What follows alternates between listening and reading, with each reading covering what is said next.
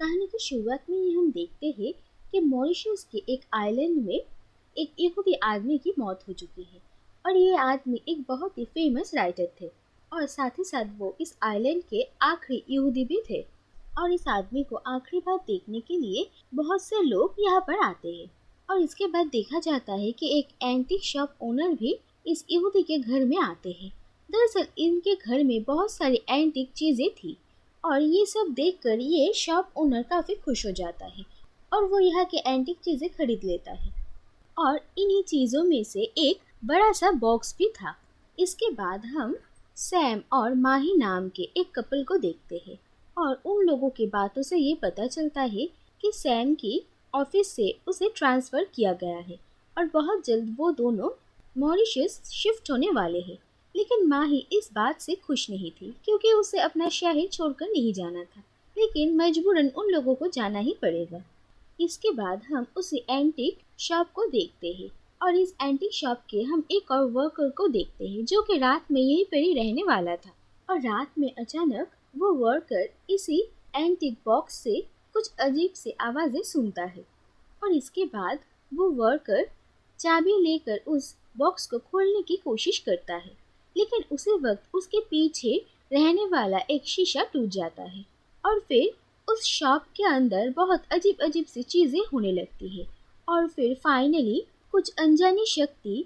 उस वर्कर पर अटैक करती है और उसे मार डालती है। अगले दिन इसी शॉप में पुलिस आती है और इन्हीं में से एक ऑफिसर का नाम था रियाज। और पुलिस यहाँ पर आकर देखती है कि उस वर्कर की डेड बॉडी की बहुत ही बुरी हालत है और उसका हाथ पैर सब मुड़ा हुआ है। और पुलिस को ये समझ में ही नहीं आ रहा था कि शॉप के सारे दरवाजे अंदर से बंद थे, तो यहाँ पर कोई कैसे आ सकता है और कैसे एक इंसान को ऐसे मार सकता है। दूसरी तरफ हम सैम को देखते हैं जो कि मॉरिशस चला आया था और सैम एक न्यूक्लियर वेस्ट मैनेजमेंट स्पेशलिस्ट था और सैम भी उसी आइलैंड में काम कर रहा था जहाँ पर उस शॉप में उस वर्कर की ऐसे मौत हुई थी और यहाँ की सारी रिस्पॉन्सिबिलिटीज सैम के ऊपर ही थी। और सैम जहाँ पर काम कर रहा था वो हाईली सिक्योर्ड प्लेस था और यहाँ की सिक्योरिटी एक्सेस भी सैम के पास ही थी। इसके बाद देखा जाता है कि सैम के सीनियर कुछ दिनों के लिए यहाँ से बाहर जाते हैं और वो सैम को अपने एक फ्रेंड पुलिस ऑफिसर रियाज के नंबर देते हैं ताकि अगर सैम को कुछ परेशानी हो तो वो उसे कॉल कर सके। और रियाज वही पुलिस ऑफिसर है जो कि उस शॉप में हुए मर्डर के इन्वेस्टिगेशन कर रहे थे। इसके बाद हम सैम को माही के साथ देखते और माही तो पहले मॉरिशस नहीं आना चाह रही थी, लेकिन यहाँ पर आकर उसे अच्छा लग रहा था और उसे अपना घर भी बहुत पसंद आता है।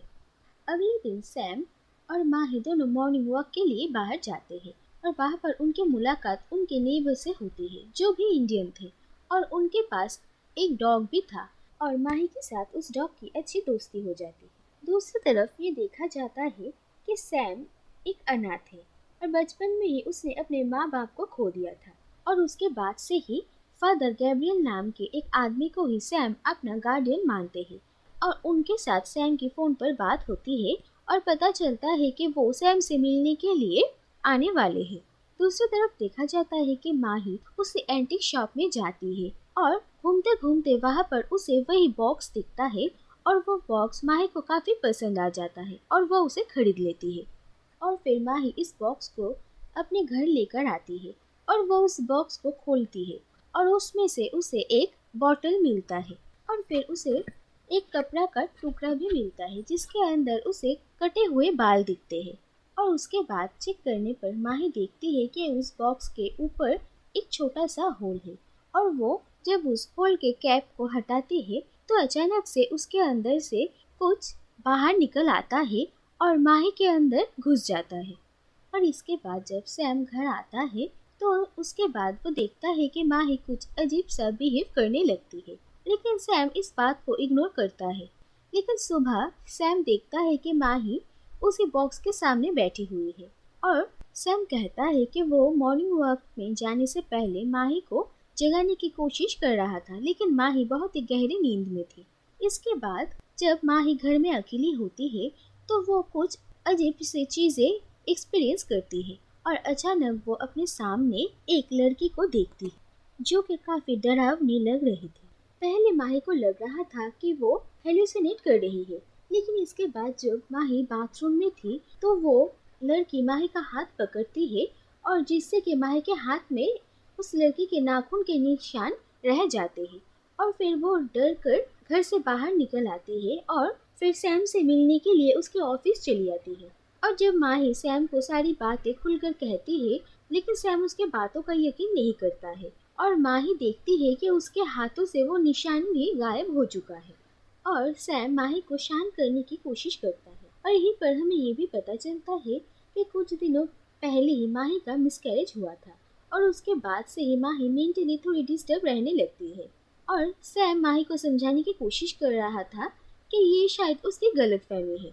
और इसके बाद जब रात को सैम और माही दोनों सो रहे थे, तभी अचानक उनके ऊपर से उनका ब्लैंकेट हट जाता है और जिसकी वजह से सैम की नींद खुल जाती है। और नींद से उठने के बाद सैम को ऐसा लग रहा था कि उनके घर के ऊपर से कोई चल कर जा रहा है और यही चेक करने के लिए सैम अपने घर के ऊपर के कमरे में जाता है, लेकिन उसे कहीं कोई भी नहीं दिखता है। और इसी दौरान सैम गिर भी जाता है और उसे काफी चोट लगती है। अगले दिन सैम ऑफिसर रियाज को अपने घर बुलाता है और जो कुछ भी हुआ वो उसे कहता है। और रियाज इन सब के बारे में माही से भी पूछते हैं, लेकिन माही को इन सब के बारे में कुछ भी नहीं पता। और सैम कहता है कि कुछ दिनों से माही की नींद काफी गहरी होती है और पिछले रात को सैम गिर गया था ये भी माही को नहीं पता है।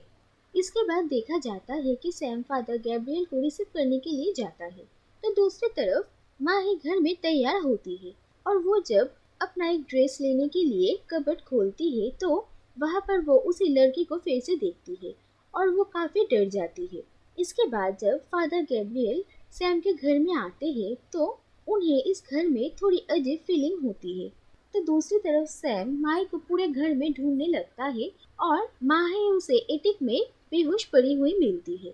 और इधर फादर गैब्रियल घूमते घूमते उसी बॉक्स के सामने आते हैं। इसके बाद माही को हॉस्पिटल लेकर जाया जाता है और डॉक्टर कहते हैं कि शायद लो ब्लड प्रेशर की वजह से ही माही बेहोश हो गई थी। इसके बाद रात को फादर सैम से उस बॉक्स के बारे में बात करते हैं और उन्हें पता चलता है कि माही ने उस बॉक्स को यहाँ पर लाया है और उसी ने उस बॉक्स को खोला भी है। इसके बाद फादर सैम को साफ साफ ये कहते हैं कि ये बॉक्स कोई नॉर्मल बॉक्स नहीं है, ये एक डी बुक है। दरअसल यहूदियों का एक ब्लैक मैजिक होता है और उसी रिचुअल में ऐसे बॉक्स लगते हैं और ये रिचुअल के दौरान एक इंसान के बॉडी से उसके आत्मा को अलग किया जाता है और उसी आत्मा को इस बॉक्स में कैद किया जाता है और इसी बॉक्स को डी बुक कहा जाता है। और वो ये भी कहते हैं कि इस डी बुक बॉक्स को खोलना नहीं चाहिए क्योंकि इस बॉक्स को खोलने के बाद उस आत्मा किसी और को पोजेस कर सकती है। और इसके बाद फादर इस बॉक्स को अच्छे से चेक करते हैं और इस बॉक्स के ऊपर से उन्हें कुछ लिखा हुआ मिलता है और फिर वो इसकी एक फोटो लेकर उनके जाने पहचाने एक प्रोफेसर को सेंड करते हैं, जिसके बाद उन्हें पता चलता है कि ये हिब्रू भाषा में लिखा हुआ कुछ है। और उसके बाद वो प्रोफेसर फादर को रब्बाई नाम के एक आदमी के बारे में बताते हैं और कहते हैं कि अब यही तो उन लोगों की मदद कर सकते हैं। इसके बाद सैम उस आदमी से मिलने के लिए जाते हैं और उन्हें सारी बातें खुलकर कहता है और सारी बातें सुनकर वो आदमी सैम को कहता है कि डी बुक से निकला हुआ स्पिरिट हर किसी को पोजेस नहीं कर सकता है, वो सिर्फ उन्हें ही पोजेस कर सकता है जिनकी आत्मा उनके शरीर के साथ ठीक तरीके से जुड़ा हुआ नहीं होता है, जैसे कि नवजात शिशु या फिर कोई ऐसा इंसान जो कि मेंटली इल हो। दूसरी तरफ माही सैम को कॉल करती है और उसे कहती है कि वो प्रेग्नेंट है और जब रब्बाई को इस बारे में पता चलता है तो वो काफ़ी हैरान हो जाते हैं। और रब्बाई अब सैम को कहता है कि उस डी बुक में जो आत्मा थी वो शायद माही के बच्चे को पोजेस कर लिया है क्योंकि इस बच्चे की आत्मा उसके शरीर से जुड़ा हुआ नहीं है और इसीलिए वो स्पिरिट इस बच्चे को पोजेस कर सकता है। इसके बाद सैम वापस आ जाता है, लेकिन वो माही को इन सब के बारे में कुछ भी नहीं कहता है।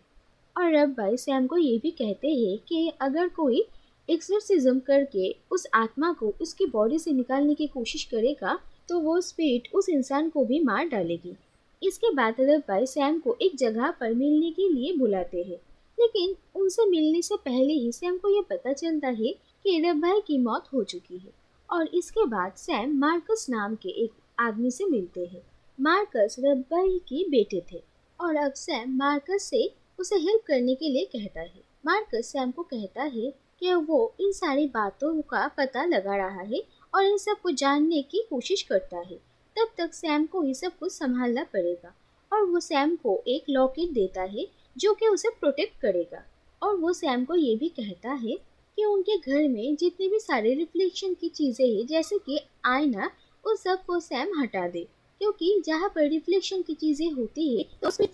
और भी ज़्यादा पावरफुल हो जाती है। और सैम आकर अपने घर से सारे शीशे हटा देता है और माही को ये बात थोड़ी अजीब लगती है, लेकिन सैम माही को कहता है कि दरअसल माही ने आईने में ही कुछ अजीब चीज़ें देखा था, इसीलिए सैम ने सारे आईने हटा दिए ताकि वो और उसका बच्चा ठीक रहे। इसके बाद देखा जाता है कि कुछ महीने बीत जाते हैं, जहाँ पर एक तरफ सैम माही का ध्यान रखता है तो दूसरी तरफ मार्कस इस डीबक के बारे में और भी ज्यादा जानकारी निकालने लगता है। इसके बाद एक दिन सैम और माही मॉर्निंग वॉक के लिए जाते हैं, तो वहाँ पर उनके साथ उनके किसी नेबर की मुलाकात होती है और उनके साथ उनका डॉग भी था। और अब ये डॉग माही को देखकर चिल्लाने लगता है। उसके बाद सैम माही को वहाँ से लेकर जल्द से जल्द निकल जाता है, लेकिन जाने से पहले माही उस डॉग के तरफ मुड़कर देखती है और उसे डराने की कोशिश करती है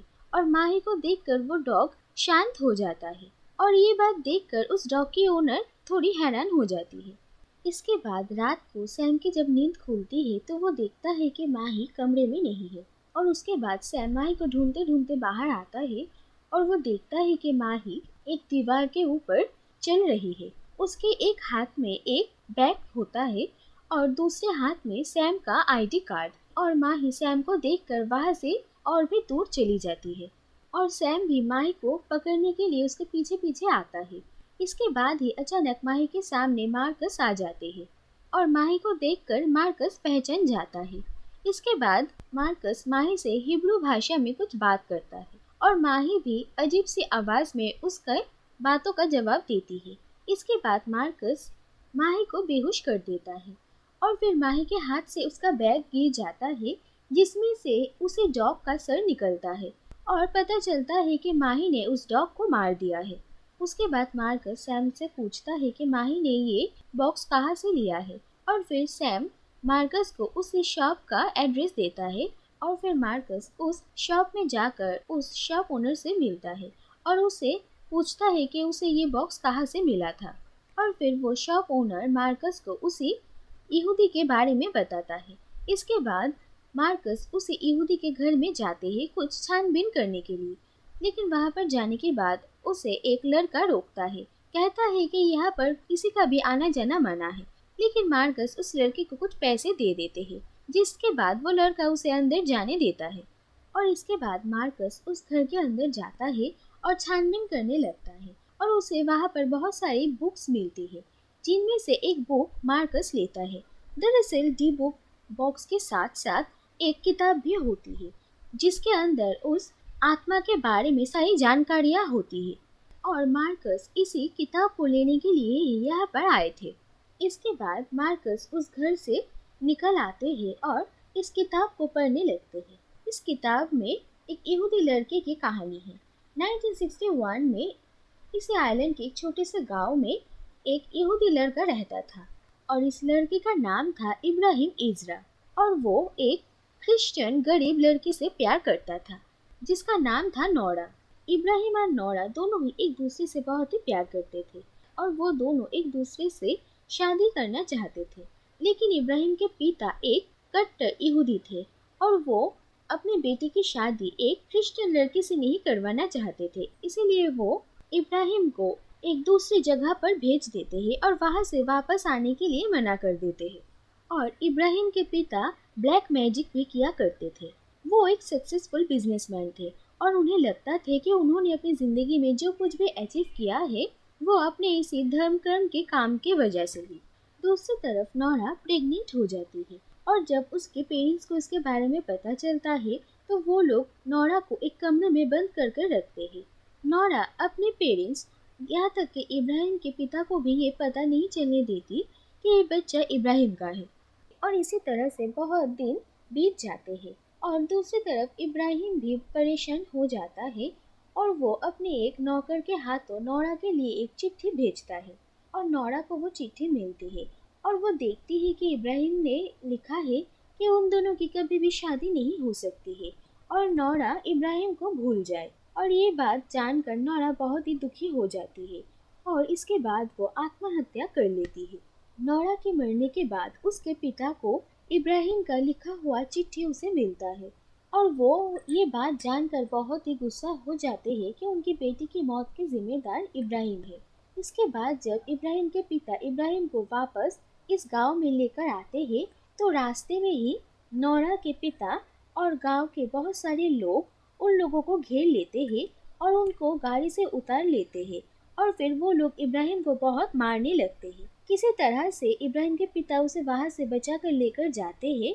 लेकिन इसके बाद डॉक्टर इब्राहिम के पिता को ये साफ साफ कह देते हैं कि इब्राहिम की जान तो बच जाएगी, लेकिन उसका जख्म इतना ज़्यादा है कि अब आगे से उसे एक पैरालिसिस की ज़िंदगी जीनी पड़ेगी। इस बात से इब्राहिम के पिता बहुत ही गुस्सा हो जाते हैं और वो इस पूरे आइलैंड से इसका बदला लेने के बारे में सोचते हैं। इसके बाद वो अपने यहूदी के ही एक रिचुअल करते हैं और फिर वो इब्राहिम को मारकर उसकी आत्मा को उस डिबुक बॉक्स में कैद कर देते हैं और उसके साथ वो एक अभिशाप को भी जोड़ देते हैं, जहाँ पर वो ये कहते हैं कि जब इस आइलैंड के आखिरी यहूदी मर जाएंगे उसके बाद ही इब्राहिम की आत्मा एक ऐसे इंसान को पॉजेस कर लेगी जो कि इस पूरे आइलैंड को ख़त्म करने की ताकत रखता हो।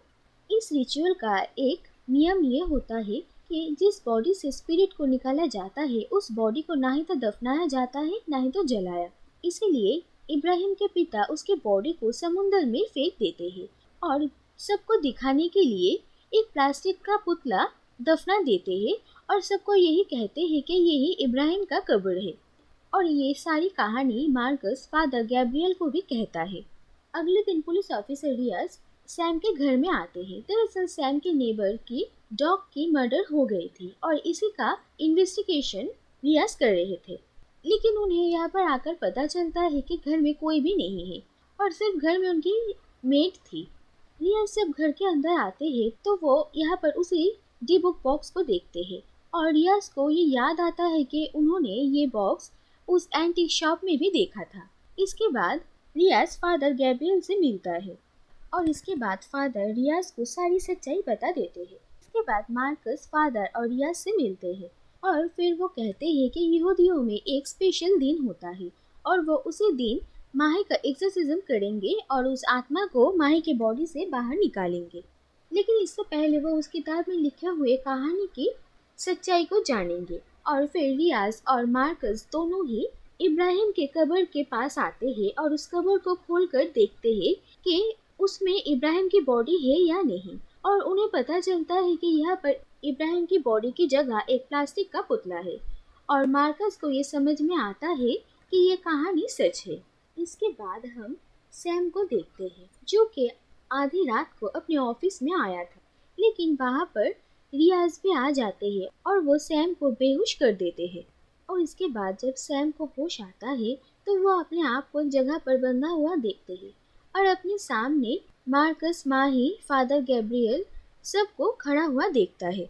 और इसके बाद एक सच्चाई सामने आती है। दरअसल जिस रात को माही घर से बाहर आ गई थी और सैम भी उसे ढूंढते हुए उसके पीछे पीछे आया था, उस दिन वो स्पिरिट माही को छोड़कर सैम की बॉडी के अंदर आ गई थी। और उसके बाद जब माही की मुलाकात मार्कस से होती है तो मार्कस के साथ वैसे अजीब बात करने वाली माही नहीं बल्कि सैम था। दरअसल दी बुक बॉक्स से निकला हुआ स्पिरिट मेंटली अनस्टेबल लोगों को पोजेस कर सकती है और फादर से ये पता चलता है कि बचपन में जब सैम की पेरेंट्स की एक कार एक्सीडेंट में मौत हो गई थी उस वक्त सैम मेंटली डिस्टर्ब हो गया था और उसे काउंसलिंग की भी ज़रूरत पड़ी थी। और अब इतने सालों बाद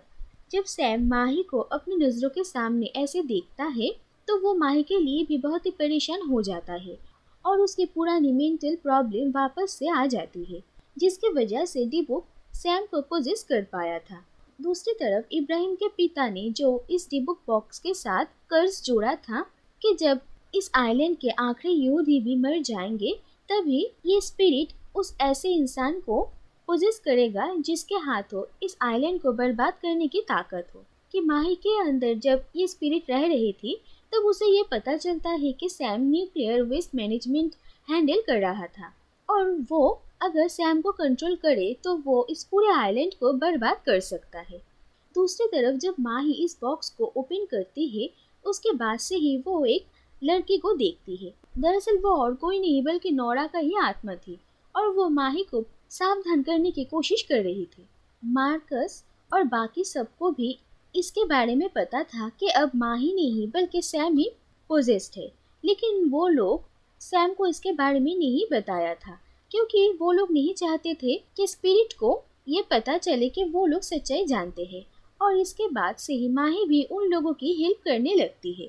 और इसके बाद मार्कस एक्सोर्सिज्म की रिचुअल को शुरू करते हैं और इसी दौरान सैम के अंदर की वो स्पिरिट काफ़ी पावरफुल हो जाती है और वो वहाँ पर मौजूद सबको नुकसान पहुँचाने लगती है। इसके बाद सैम मार्कस को मारने की भी कोशिश करता है लेकिन मार्कस किसी तरह से बच जाता है। फिर सैम माही को मारने की कोशिश करता है लेकिन इसके बाद ही वो माही के बच्चे को देखता है और इसके बाद सैम के अंदर मौजूद इब्राहिम को अपने और नोरा की याद आती है और फिर धीरे धीरे वो कमज़ोर पड़ने लगता है और इसी मौके का फ़ायदा उठाकर मार्कस इब्राहिम के स्पिरिट को फिर से उस डिबुक बॉक्स के अंदर कैद कर देता है और इसके बाद रियाज और मार्कस दोनों मिलकर इस डिबुक बॉक्स को समुंदर में उसी जगह पर फेंक देते हैं जहाँ पर इब्राहिम के पिता ने उसके बॉडी को फेंक दिया था। दूसरी तरफ हम देखते हैं कि माही और सैम का एक बेटा होता है और वो दोनों ही काफ़ी खुश होते हैं और इसी के साथ ये कहानी यहीं पर ही ख़त्म हो जाती है।